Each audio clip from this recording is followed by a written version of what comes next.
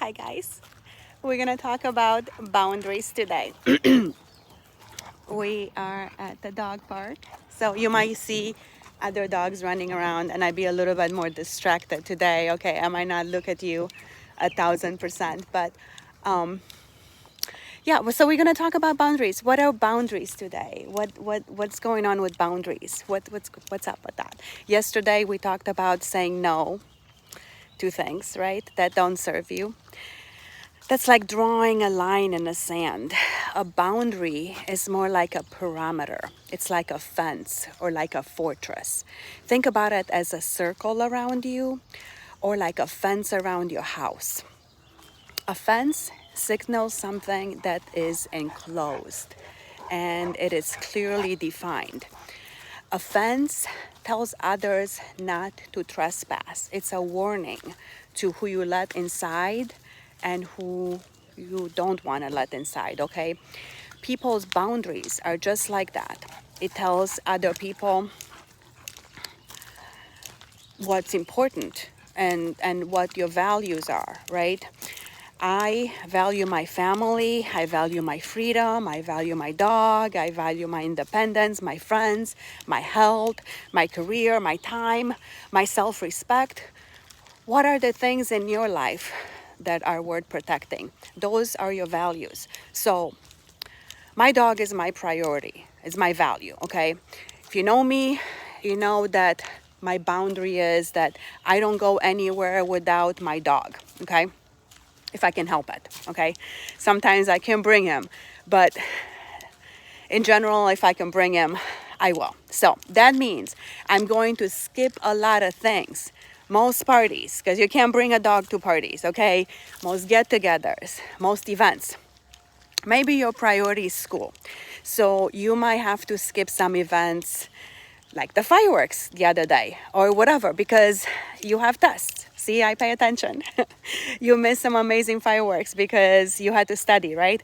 So most people notice the fence you are building. Your actions and choices define the boundaries around the things that you value.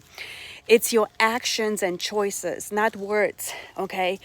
Actions and choices that inform others what matters to you. My dog doesn't turn into a boundary until I make an intentional choice and put people on notice that I don't go anywhere without my dog, okay? The best way to build your confidence is to be selective about your time and energy. To allocate your time and energy to what truly matters to you, okay? To do that, you need to let others know what's allowed in and what's not allowed in.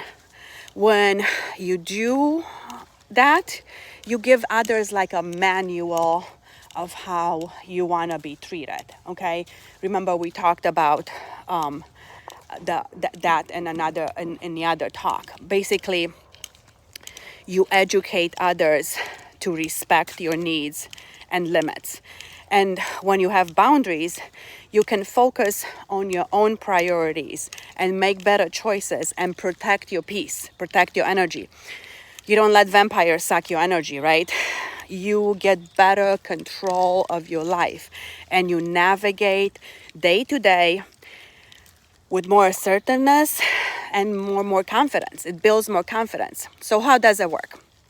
How can you create some boundaries? Okay, let's go back to a memory that you have about somebody that's yelling at you. Okay, so I'm guessing you didn't feel good about that. You kind of felt powerless and you didn't know how to react. Remember the remote control analogy that we talked about in my conflict talk? It's like they hijacked your emotions and now they have the remote control and they keep pushing your buttons, right? Instead of giving them the remote control to your emotions, give them a manual of how you need to be treated, okay? This manual is not just for them, it's for you too. This manual gives like a voice to your boundaries, instructing the other person in detail on how to operate. Make a list, a set of instructions, and how you'll be engaging in communication, okay?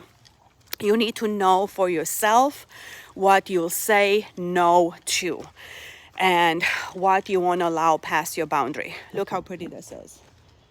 I love it. I love it. We don't come here very often because, you know, he's old now and he's a little bit ornery. Oh God, I hear other people.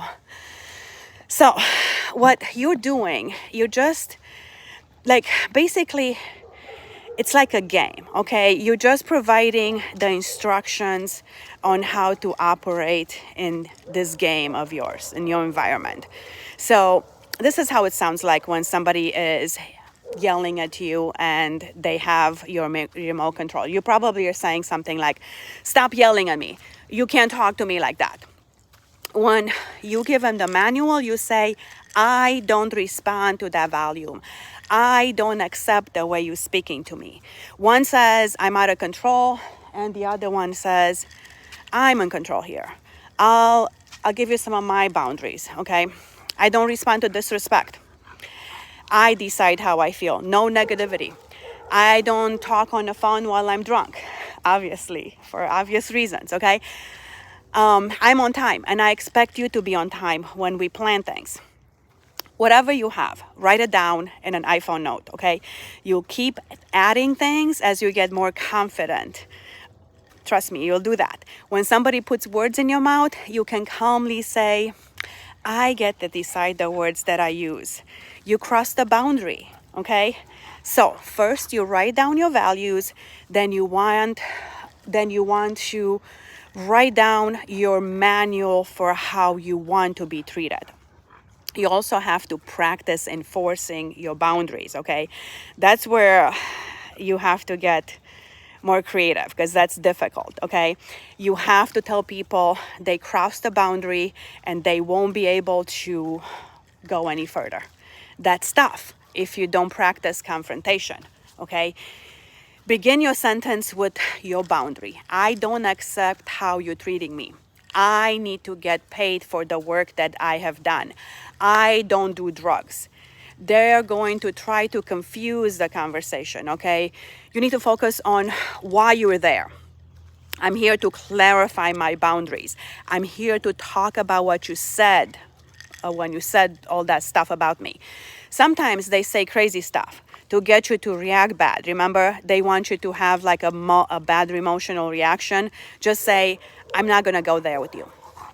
You don't have to explain or justify anything. You told them how to treat you, and usually people respect that, okay? Most people, 99% of people respect that. If they don't, then add a consequence. This is what will happen if you continue to cross my boundary. And it sounds like this. If you continue to do this, I'm going to do that. If you continue to ruin my time on vacation, I'm going to travel. I'm not going to travel with you anymore. If you continue to be late, I'm not going to ask you to lunch anymore. If you continue to miss my calls, I'm not going to call you anymore. So it's conditional, okay? If you continue to treat me bad, I'm going to end this relationship. And you have to follow through, okay? This is difficult, right? It's hard. You have to mean what you say. If you're gonna say something, you gotta mean it, okay? It doesn't matter how emotional they get. You know, they're gonna get emotional. You get to follow through.